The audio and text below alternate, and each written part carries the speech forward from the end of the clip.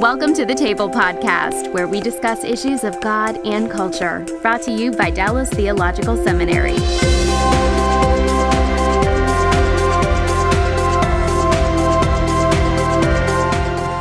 Welcome to the Table Podcast, where we discuss issues of God and culture. My name is Kymberli Cook, and I'm the Senior Administrator at the Hendricks Center. And today we're going to be talking about double ministry families. And we're joined by Aaron Armstrong, who is the lead pastor at Dallas Bible Church, Kat Armstrong, his wife, who is herself an author, speaker, and co-founder of Polished, a women's ministry, and why did I hesitate? And my husband, Travis Cook, who is the associate pastor for teaching and single adults at Park Cities Baptist Church here in Dallas. So thank you so much for being here and for joining us. And we're going to be discussing double ministry families, which is kind of an odd even title, but it will hopefully become clear throughout the podcast what we're talking about. But first, before we hop into that conversation, I'd just like to take a little bit of an opportunity for each of you to introduce yourselves, kind of explain just briefly how you ended up in your current ministry, and particularly talking about your calling and how you ended up being called to ministry. So Aaron, let's start with you. Yeah, so I'm the lead pastor at Dallas Bible Church. I kind of knew I wanted to get into a church pastoral ministry for a really long time, since the end of high school and stuff. So came to faith early on and got serious about the faith late in high school. And that's kind of when the Lord started shaping my heart for pastoral pulpit ministry. I always had a great experience in the church and saw what God wanted to do there. And so I had this strong desire to go serve the church after that. And so we came to Dallas. We went to Texas A&M, and we came up here to Dallas because we wanted to go to DTS. And then we served for a number of years at Northwest Bible Church. We were here in town all throughout the seminary days, 2005, I think it was, through about 2015. And so I had some good years there at that church, loved that place a whole lot. And then about 4 years ago, the Lord moved us out, and I accepted the lead position at Dallas Bible. So it's been an incredible time for the past 4 years there. So Great. Yeah. Travis, why don't you go next? Sure, yeah. So I moved out here to Dallas from Atlanta, Georgia, to be, I wanted to be an Army chaplain, and I was an Army chaplain in the reserves for a number of years. And during that time, because it was reserve duty, I needed a job as well. And so I wound up working part-time at Park Cities Baptist Church. And as I worked there, my time kind of increased, went from part-time to full-time. And then about 2 years ago, our teaching pastor took First Baptist McKinney to be the senior pastor there, Sam Holm. And then I kind of stepped in as the teaching pastor, and they kind of have let me continue to do that. So it's been fun, and I still get to enjoy my time with my singles as well. Great. Thanks, babe. I don't ever get to say that here at the... It's a maiden voyage. So, Kat, how did you end up doing what you're doing? I was at Dallas Theological Seminary for a long time. Took 8 years to get that 2-year degree. And about halfway through, I was doing well in my career in doing sales. And so I was just getting an opportunity in my work to share my faith often. Not very well, but I was sharing my faith often. And so one of the other co-founder of Polish, we were both students at Dallas Seminary, and started praying about how we could reach our peers with the gospel, women in their 20s, 30s, and 40s who feel far away from the local church, maybe a little disconnected from God, a little disillusioned in their faith. And so Polished was born over a decade ago. And so I've been serving there 11 years as the executive director and co-founder. Fantastic. So just for myself, because I'm a part of this conversation as well as the host, I served in a camp through, I guess, from the time that I was 16 all the way through college each summer. And I was actually raised in a ministry family. And so in the midst of being at that camp, I realized that I myself had a full-time ministry calling, and that's what brought me to DTS, and where I met Travis and ended up on staff here. So, but it all started definitely with that calling. And now I'm working on my PhD here at DTS, with the hope of going into more academic ministry. Nice. And continuing to do what I'm doing. So, this concept of a double ministry family, this phenomenon of both a husband and a wife, that both spouses being employed by different ministries. That's kind of what we're talking about. We're talking about people being employed by 2 different ministries, or at least working full-time in those ministries. It's kind of new, I think, that you haven't heard a lot about this. Definitely families have been a part of some ministry. One ministry can encompass a whole family and the husband and the wife working all together. But the idea that one family is going 2 different places, both for ministry, is a little bit new. Why do you all think that is? Kat, why don't we start with you? Oh, I'm in the hot seat. I didn't. Do y'all get this question a lot? Because we get this question all the time about how are y'all doing that? How is this working? So I think that it's new only because we're getting questioned about it often. Maybe it's new because there are new policies in big, massive organizations that now allow for it. So you even had something like Cru, formerly Campus Crusade for Christ, where you both had to be in that organization. And now we're seeing softer policies in all sorts of organizations where you can be on staff, full-time ministry, even raising support, and your spouse not be in the same ministry, or be called to the business world. And so I do think it's newer. Yeah. Do y'all have any other thoughts as to why it's new? Sure. Yeah. I think the church historically has maybe viewed hiring a pastor as I'm not just hiring a pastor. We're not just hiring a pastor. We're hiring a family. And there's that expectation that the wife or the husband, in some cases, come and minister a part as well. And I think more churches, and I've been really thankful that Park Cities has been really good about this as well. They don't treat us like a single unit, but they even though biblically yes, but we are, but like they don't treat right. They don't treat us like we're one employee. They treat me as an employee and a minister on staff, but they allow Kim to have the freedom to pursue what she wants to do. And I think that's developing and growing in churches and in ministries as well. There's a lot less expectation. Yeah. That's it. Yeah, even when Aaron was candidating for his current position as lead pastor, I was certainly involved in the interview process. They wanted to get to know me and know more about our family and make sure that we were making the decision together. But ultimately, I remember Aaron being in the interview process and being really forward and saying, Kat does this thing outside of church, and we really want her focused on that because she's been building towards this. And I remember that moment feeling so supported and encouraged because he said, we've been married X amount of years, and I've just found that when she's doing this ministry, our family flourishes. And so we want to make sure and support her in that. And in some ways, he was saying, so that may limit. You were setting expectations. We're going to be clear about what you're getting here. Yeah. And to the elders' credit, that's exactly what they wanted. I mean, they came in and they wanted to know who Kat was, not just, they didn't come in with a role that was predefined or anything. They came in wanting to know who we were and how God has uniquely wired both of us.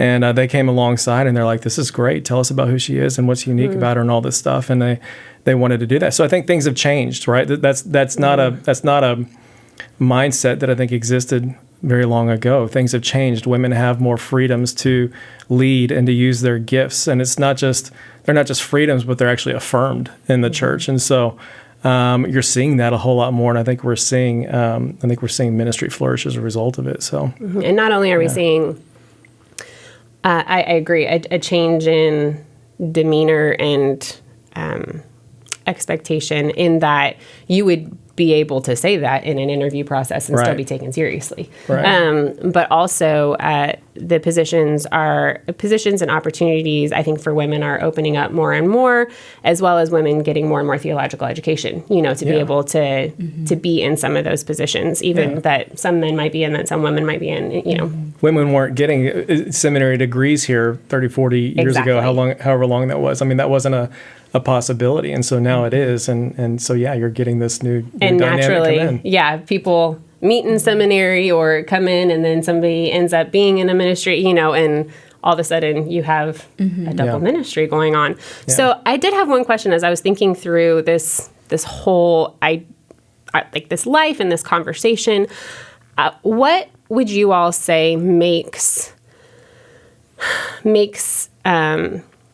maybe our situation different from either somebody where a family where the spouse is in full-time ministry and maybe the other spouse volunteers at another one, full-time, in a heavy way, or two people who are just working. And, you even mentioned being called to the business world, and we talk about faith and work all the time. And we definitely believe that, vocational ministry includes being in the workplace. So what makes what we're talking about distinct from those conversations, those families?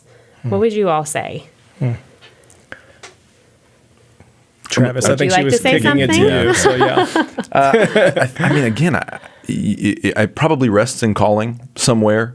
This sort of calling to a vocational ministry of some kind, whether it's bivocational, vocational, something like that. There's this sense of,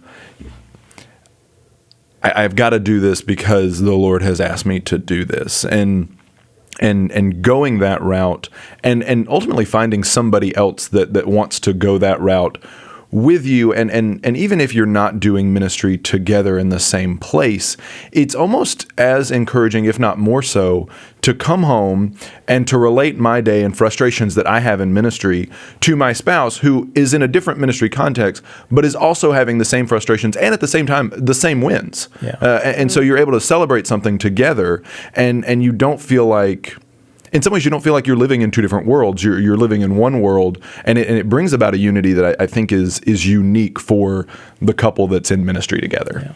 100%, we agree. Don't you think? I mean, we talk about this all the time, that when I come home and say, I looked at our P&L, our profit and loss statement, and here's what I found, and what have you done budgeting wise now that we have a staff, and how do you get your staff to work through their own budget and turn it in that process? And so there's those type of things that we come home and share, and there's other things like, wow, I just had incredible spiritual warfare today. I mean, you would not believe the technical glitches that we've never had in 10 years of doing this ministry, and that we had today. And I think it's because of this important message that was getting out. And so Aaron and I can relate on some of those things. So I think the double ministry family has some unique things that maybe don't get talked about. And I think for those who aren't familiar with that concept of family and ministry, they may wonder, how is that working at home? Are they taking from each other? Does it pull them apart? And for us, it seems to bring us closer together. Yeah, that was always the biggest assumption, was like, oh my gosh, aren't you competing? Don't you feel like there's competition going on? I'm like, no, it's addition. The whole thing is addition all the way around. You come home and there's a commonality. Like we're uniquely wired. We're wired in a very similar way. And we have jobs that are very similar, right? So I think what's different is that a lot of ministry jobs, you've got one leader and one follower most of the time. And in these scenarios, you've kind of got two people leading in ways that are very similar to each other. So there's that commonality at home. We both know what it's like to prepare a message, to deal with people that are grieving, to deal with strategic decisions for an entire ministry, to deal with balancing a budget and having to raise funds throughout a course of a year, that employees are dependent upon, that ministries are dependent upon, and all the pressures that may bring. And so we come home and there's this, I'm not speaking to somebody who has no clue what we're talking about.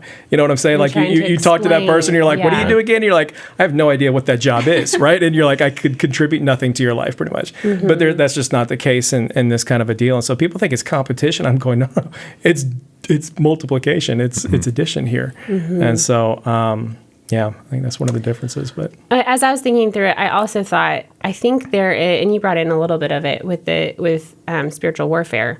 I think there are spiritual dimensions that make it unique, like the guilt that you can feel, the expectation, the spiritual expectation that is put on you. That again, there's a variety of other things that we'll talk about that just are a part of this life, but I think that make it very distinct from some other people who might just have two spouses working in other business ventures.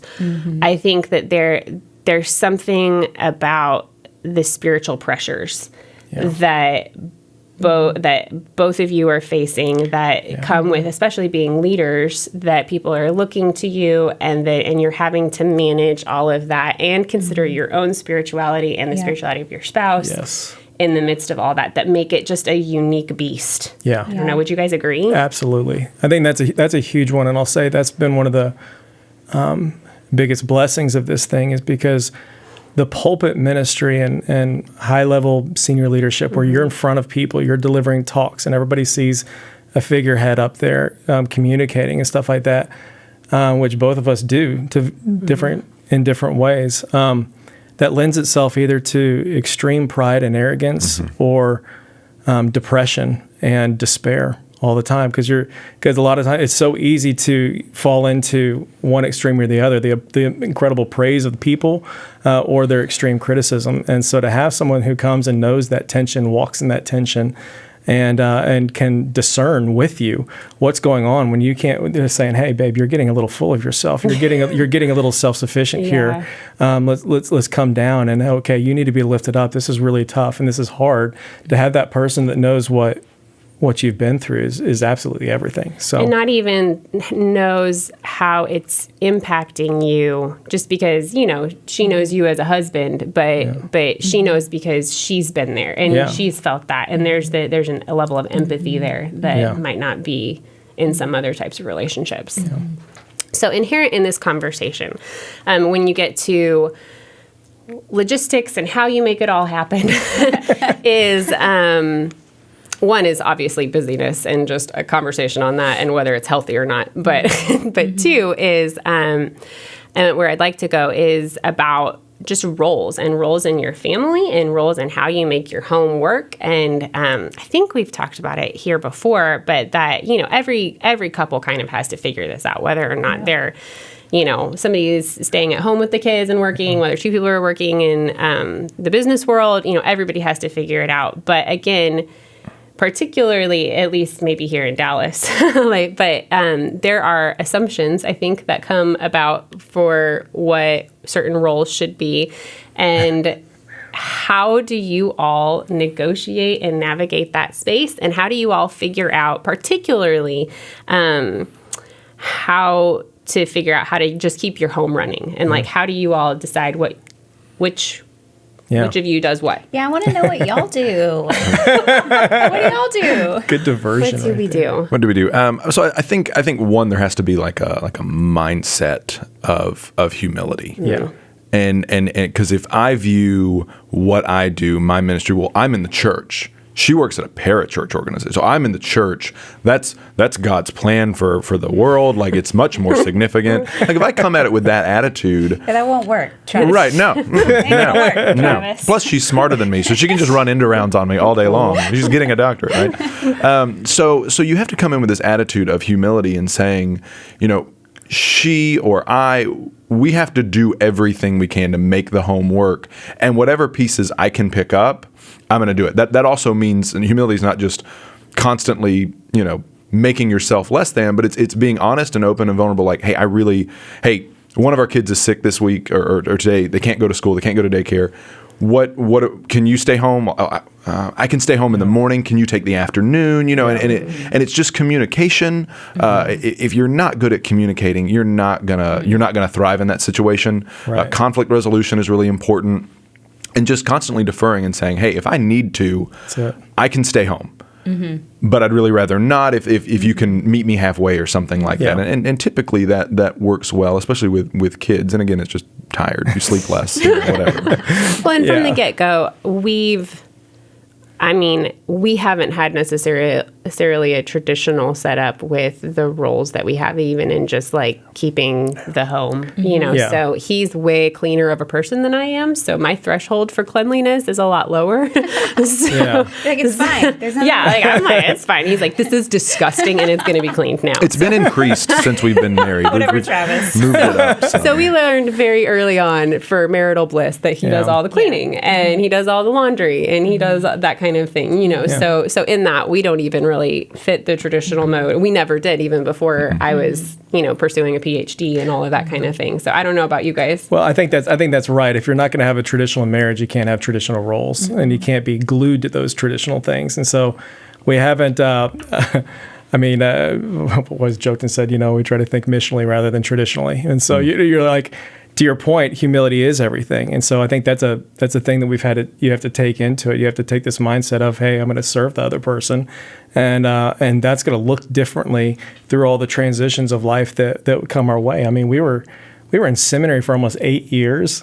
And during that time, it's like there was the first couple of years when I was working full time and she was going to school full time and I wasn't in class and she was and stuff. And then that changed and she starts working and now I'm in school and then that paycheck comes down a little bit and I start working, and it's just each semester and each day, it's kind of like what needs to be done in order to serve our family right now and to serve each other. And so, yeah, that's exactly right. We don't have these traditional roles in bed. And so Caleb gets sick and it's kind of hey, what's going on in your calendar today? What do I've got flexibility. You've got flexibility. Where is that?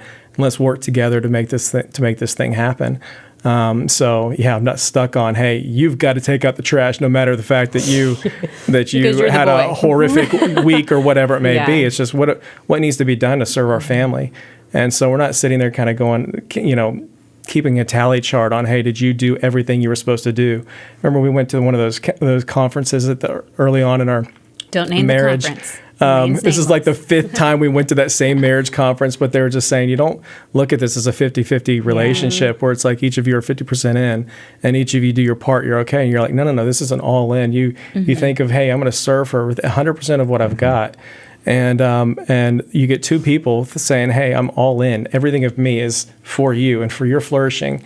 That's a relationship that thrives pretty well. And so, yeah, we're not glued to these hardcore roles, and we recognize our roles have changed in different seasons. Sometimes I've taken the finances, sometimes she takes the finances.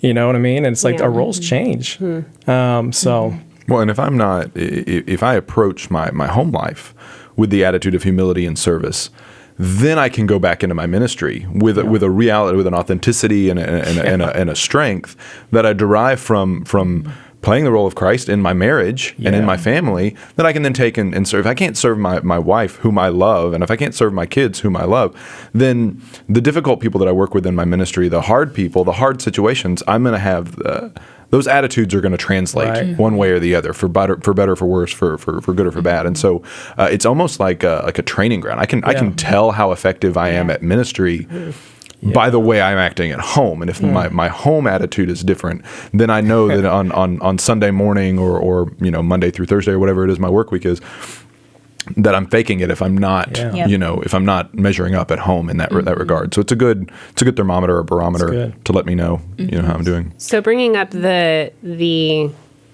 days that you just did is a nice intro into the idea that ministries aren't really 9 to 5 on the work week. No. And once again, a unique element of this particular life. So how do you all just manage the logistics? Yeah. How do you just the getting the kids where they need to go, carving out time for study, doing meetings, just all of that. Again, I think we've kind of talked about it a little bit, but how do you all just handle just the straight up logistics? Because it can be kind of crazy when you have these ministries tend to pull at you. And I don't know, I grew up in a ministry family, as I said earlier. And I guess I just learned early on that they will take as much from you as you will give them to them, true. and they will just continue to take and take. There's kind of black holes. Yeah. And so how do y'all manage that? Yeah, I think we're both really good with boundaries. I think that's a non-negotiable when you're in ministry, whether you're married, single, no matter position, like you just described. You have to be good at boundaries. If not, it'll eat your lunch. So I think the logistics are a really well color-coded Google Calendar, shared calendars, right? And then you now can set up reminders that it'll email you or text you straight from the calendar. You can set those things. So I think I'm really regimented. I feel like that thing saved our marriage early on. Like when Google came out with that thing like in 2004 or something like that, it changed everything. That and TVRs. Google saved my marriage. TVRs also, That's the next sermon series right there. Google saved my marriage. That's right. I think that's one logistical thing. We've got a lot of help. My mom lives with us, and so that's always important to mention, because I think sometimes you can look at a double ministry family, and if they're getting help somehow, we may not talk about it, but it's a key point in the way that we're able to pick Caleb up from school and make sure someone's with him. And then I would say the other logistic would be those good boundaries are both of us are good at resting Yeah. individually and knowing what brings rest. So for me, reading and being alone brings rest. And for him, getting to watch a football game is rest. If they win. If That's right. Depending on the outcome. not. Yeah, they got to win. Not so good. Yeah. knowing what really energizes Yeah. you and keeps you from getting depleted, and then being able to talk about it. So some of the principles Yeah. we're talking about, They're just general, yeah. They're just general for everybody. But I will say that they can kind of make or break a double ministry home. Yeah, I was going to say priorities. You always talk about that a lot too, and that was a thing early on. We kind of know here are the things that are going to be the rhythms of our week that are definitely going to be in place. Like date night has always been a thing from day one. We've been married almost 18 years now, and Good job. we made it 18 years. That's pretty awesome. But that's been a staple. I mean, from the very beginning, even when it was just, hey, we can afford the little happy hour. Remember that? The $5 burrito that was ladies' night on Tuesdays? Here on the Dallas I mean, Seminary happy hour for like lemonade. And so it was like, but we were off at school. It was $5 burritos. We split it. We got, it was a half off that day. Yeah. Amen. So, but that was Do a what you thing. gotta Remember that? do. Like those were the college days. And so, Yeah. but that's been a staple. And so like each week we're like, okay, this is a priority. Waking up at a healthy time is a priority. Getting exercise is a priority. Rest and the weekends, these are priorities. Here are the ministry asks that come in during the week and where they fill in. And then, and knowing what to say no to. I don't think either of us. Organized sports yet for Caleb. We're kind of late on that, and part of that is we've Just- got a lot of yeah. nighttime commitments between the elder meeting and then Wednesday night church, and then sometimes I travel. Often, almost every week, I travel, and so sometimes you say no to things. I'm not saying he won't ever get to do them. It's just this particular year. I mean, he'll be fine. He's not going to go. He's not going to get a full ride at a college, so Yeah. it's okay. Probably not.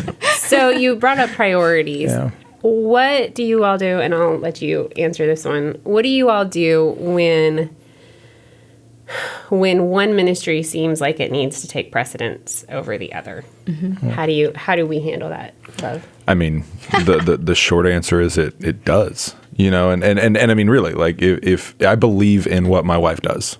Like I do. I believe in her getting a PhD. I believe in what the Hendricks Center does. I mean, I went to DTS. Like, I believe in what she does. It's not like I sit here and I'm like, well, it's kind of ridiculous, but fine, I'll let it go. Like, no, I believe in it. And so it's not her ministry. It's our ministry. That's right. And she hardcore believes in the church. Park Cities has been good to us. And she loves the church, both the local church and then our specific church where we're at.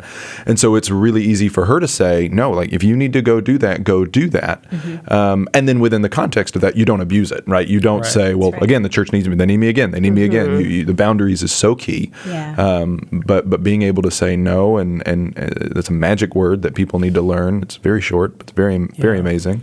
Saying no, but then, just really believing in what the other person does. And if you don't have that, you have a conversation, with your spouse and help me understand. I don't have to have a passion for what you're doing, but help me understand why you're passionate about it so that I can at least get on board with what you're doing. And see how it's building the kingdom. Yeah, Because, exactly.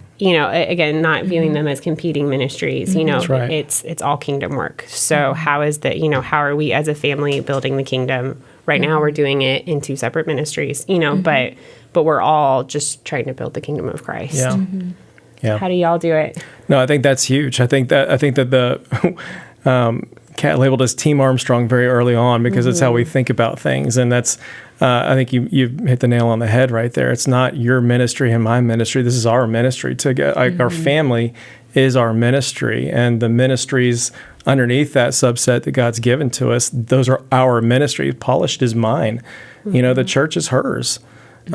She is mine. I'm called to care for her and to love her in such a way that sees her flourish and do everything that God's called her to do.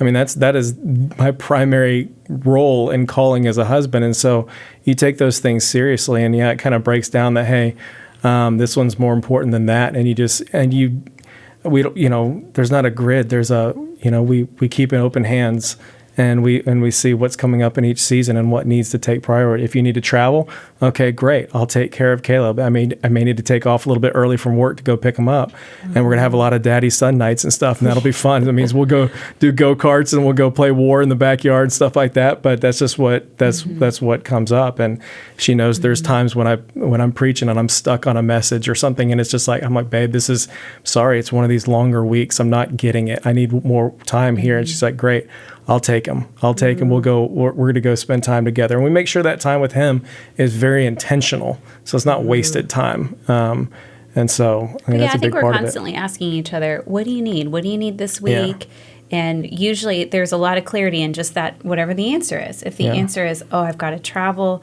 usually Aaron's first to say, okay, hey, I'll do this, that, and the other, because he knows what it's like when I travel and the demanding, grueling schedule, and vice versa. You just explained a great example of, hey, this sermon is not coming together. And on my mind, I'm like, I know what you need. You need Saturday morning from 9 to noon, and then you'll knock it out, and we can have the rest of the day for family. Yeah, yeah. So you brought up kiddos. And maybe this is just an extra sensitive point for me because I grew up in the ministry, like in a ministry home. But how do you all, and Travis, you can explain kind of what we do and I'll chime in, but how do you all explain that church isn't just where mom or dad works? Like it is the body of Christ, I mean, all the things that church is supposed to be. How do you, but obviously it's more than that in your family. And so you have to explain that, and you have to explain calling, and you have to explain all these things. I feel like very, very early. How do you all handle that with Caleb? Yeah. Me? Yeah. Oh. How do I handle that? I mean, we talk about Jesus at the dinner table a lot. So that's usually our key. When he's shoveling the food, it's when the opportune time that he's listening. But yeah, we talk about what does it mean when Daddy puts together a sermon and how he serves the local church body and how we all are supposed to serve. What we do have the benefit of my mom being at that table as well every night for dinner, and me being able to say what Ita, we call her Ita, which is short for Abuelita. Ita works at the food pantry, and she helps with ESL students, and she does all sorts of things in the community, and she's also serving our church. So in some ways, we get to talk about how all of us do different things to serve Dallas Bible Church and the bigger church, but we all work together. And then usually he's real quick to chime in and say, you know what? We love this church that's north of us and this church that's south of us, and we'll name them by name where some of our neighbors go to church and say, we're all on the same team, all working towards this global vision that Jesus has for us. You did I thought you were going to go a different direction with that, but very early on, you did a good job of teaching him a lot. Like God's given us this mandate. You told him and stuff that we love God and we love people really, really well. And you explain that to him. We do that at the church. This is the place we serve the church, and this is the place we go to worship. And so we talk about what does our family do. And I said our family does two things. We love God and we love others, and we get to do both of those things here. So it was, I'd ask him the question, what do we do? What does our family do? Team Armstrong do? And he would say, love God and love others. I'm like, that's what we do. That's great. That's it. Yeah. Awesome. So I think one of the things that we've tried to do is when there's an opportunity where I can take Hattie with us, and she's our 3-year-old, I do. So if we're having a service project or something like that, it might be, and again, I'm usually working with single adults, so usually it's me and, I'm the only one with a kid showing up, rolling up to a service project, but it really, helps, and a lot of our single adults, to your point about having help, like a lot of our single adults help us with our kids, and it's a huge blessing. You got to have that help because neither one of us have family in town, but, teaching them, like, we're serving, and the reason why we're taking a Saturday morning or we're taking a Saturday afternoon or whatever it is that we're doing, the reason why we're doing this is because we love Christ. We believe in serving other people. We believe that he served, and so we serve. And again, taking those opportunities to almost every opportunity you can is kind of a take your child to work day, but it's take your child to church, or church functions day. So that's one of the ways that I've tried to at least be really intentional. And there have been times with Hattie where she'll be really sad that Travis has to go to work. That he'll, if it's like a Saturday or something. Dad guilt. Right. Yeah. But it's been really cool to have the opportunity to say, well, honey, God has given Daddy an amazing gift to be able to love people who are hurting and who are scared and who are unsure about things, or, and kind of walking through if she saw somebody that was really sad that week, and like, and saying somebody like that, like God has given Daddy a gift to be able to talk to those people about Jesus and help them talk through those kinds of things. And so it's our job as part of what God has given Daddy, like it's our job to let him go. Yeah. Like, and that's how we help that person too. We help that person ourselves by letting him go. Yeah. And that, I think, for her has been, and she's very empathetic, but that was like, oh, okay, well then that's fine. I understand, somewhat. Yeah. As much as a 3-year-old can stay focused on it. Right. I think the conflict for us came with family and work and ministry. It's Caleb doesn't like sharing us when we're there at the church. So what's hard is that he wants our attention as an only child. He's used to that. But when we go on church campus, it's difficult. So he loves Legos. So, I can use Legos for any example or illustration. So I'm like, buddy, if you were to bring Legos up to church, you'd have to share it with everybody. You can't just bring your toys up there and think you're the only one that's going to get to play with it. Everyone's going to want to, and so you have to decide. And if we go in that church, I'm like, a Lego, you're going to have to share us when we're there. And I think that's really helped him. Yeah. That really resonated with me. I like Legos too. So that was meaningful. Dude, Legos preach, man. They preach. I'm telling you. No, I think we were always paranoid when Caleb was being born. We were paranoid. We're like, great. We don't like the PK thing, preacher's kid thing. Like that's legit. Now you got 2 preachers in your home, and you're like, all right, that's double legit. That's terrifying, right? You're like, we're gonna mess this kid up, or we'll cancel each other out. You never know. Maybe we're like, okay, Lord, let that be the case. Maybe we cancel each other out, but. I think it's definitely kind of made us be that much more vigilant on the front end to pay attention to what his experience is like at the church, and so I always try to tell him my story. Why am I up there? I've told him a lot my story, kind of how I came to the Lord. He came to faith at the end of July, and so we've had some. That's awesome. That's a whole nother story, but. Been some fun conversations from there. And from there, you get to explain, hey, this is why I love what I do. Like, Mommy gets to go and she's preaching the gospel and people are coming to faith and they're experiencing the same joy that you just experienced at the end of July. And this is what we get to do. And we get to go serve the Lord like this. And we love that. This is why we love it. And so to see, hopefully, my hope, right, there's a lot more years we could go sideways there. But, the hope is that he's gonna see something real that's real at home. And to your point earlier, it carries over to the church. It's not this segmented thing. My primary job in my life right now is to disciple my children. Yeah. And in so doing, I learn how to disciple my flock. I learn how to disciple and shepherd people. If I can shepherd a 3-year-old and a 4-month-old, then I can shepherd other people too. And so I really feel like I almost learn more being at home and if I'm open to that. And I feel like the Lord teaches me a lot through that. So, Yeah. Do you all, and the answer could be no, and that's fine, ever worry that your kids will be bitter toward the ministry?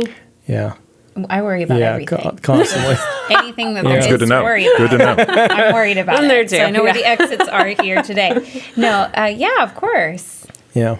Yeah. I mean, not in this crippling, oh my God, like we sit cowering in our home or anything like that, but it's definitely a thing it's in the back of our mind always. I want him to love the Lord. Byproduct of that, I hope he loves his church, his bride, and he serves it and stuff. I pray that over him all the time. I'm like, buddy, God's giving you a voice. He's giving you a voice. He's giving you this beautiful personality it's just incredible. And I pray that God uses you in tremendous ways and that you stay close to him and serve him all the days of your life. That's kind of this constant prayer there. Sure. And so, but it's always on the back of the mind. Yeah, and I mean, you can't control everything. I mean, you could be the best parent in the world and have children that rebel, and children that resent the ministry.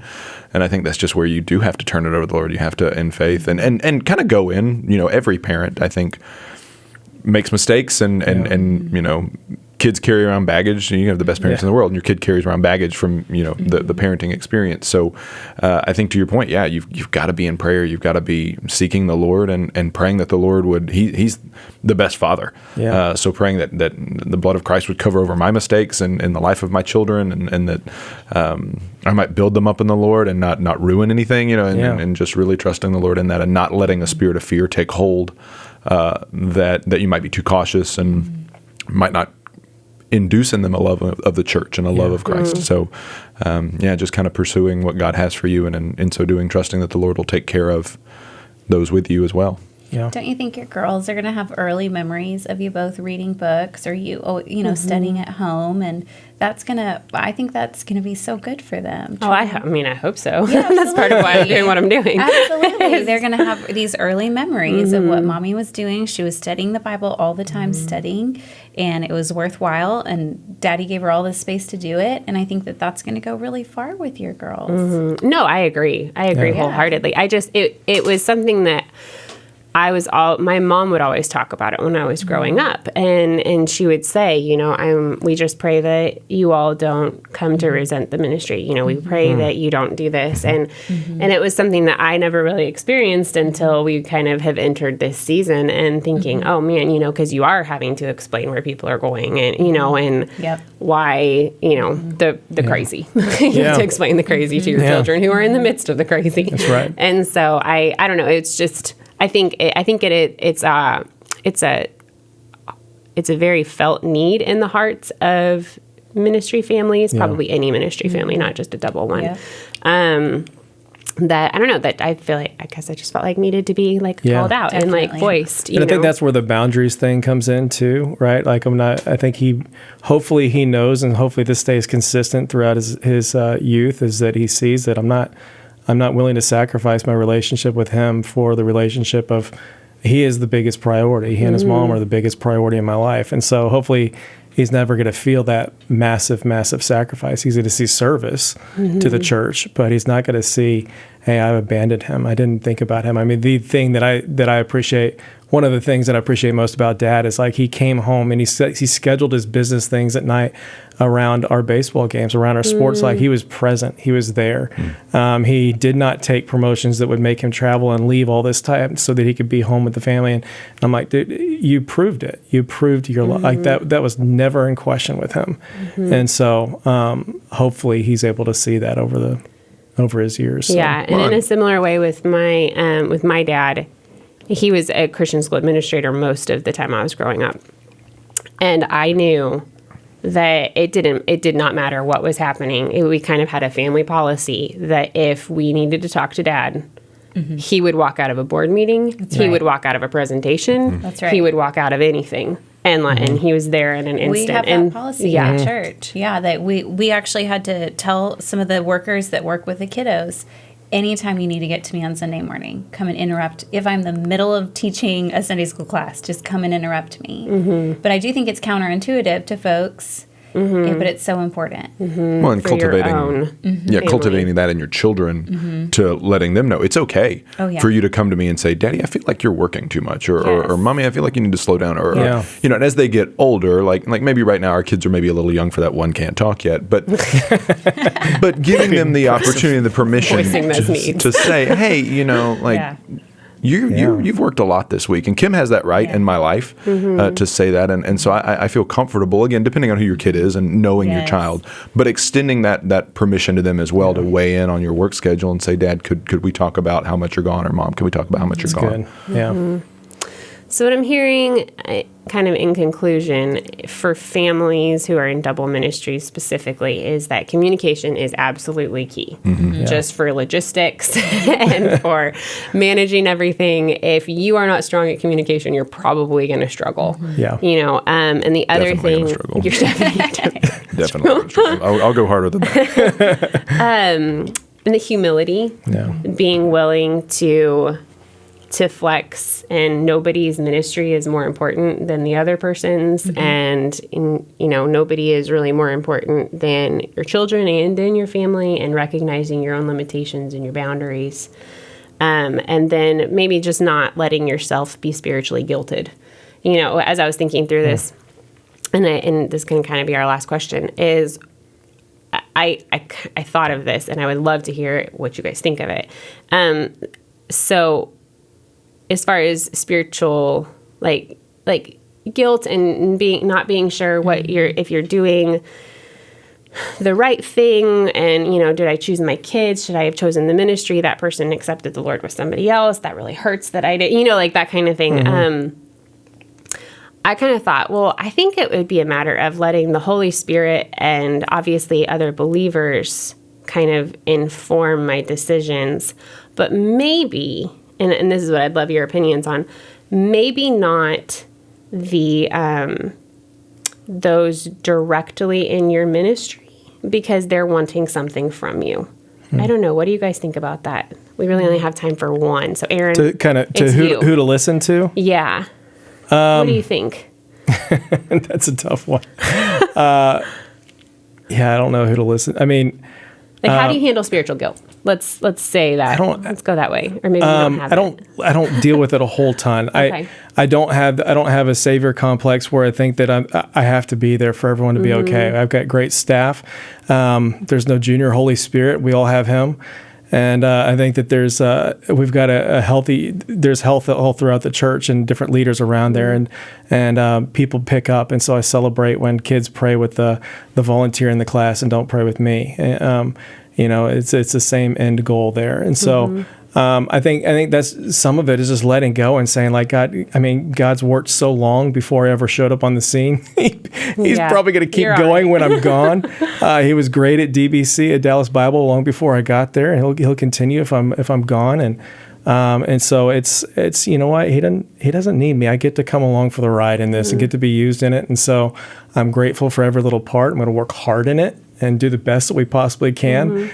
And then love my family and let the chips fall where they may. So I don't deal with a whole lot of guilt. People try it and it's like, okay, thanks for that input. You're like, it's just, it is what it is. Yeah. So, yeah. Well, thank you guys so much for being here, Aaron and Kat and my love. We really appreciate it. A little bit. And thank you for joining us today on The Table. If you have a topic you'd like for us to consider for a future episode, please email us at thetable@dts.edu, and be sure to join us next time as we discuss issues of God and culture. Thanks for listening to The Table Podcast. For more podcasts like this one, visit dts.edu/The Table. Dallas Theological Seminary. Teach truth, love well.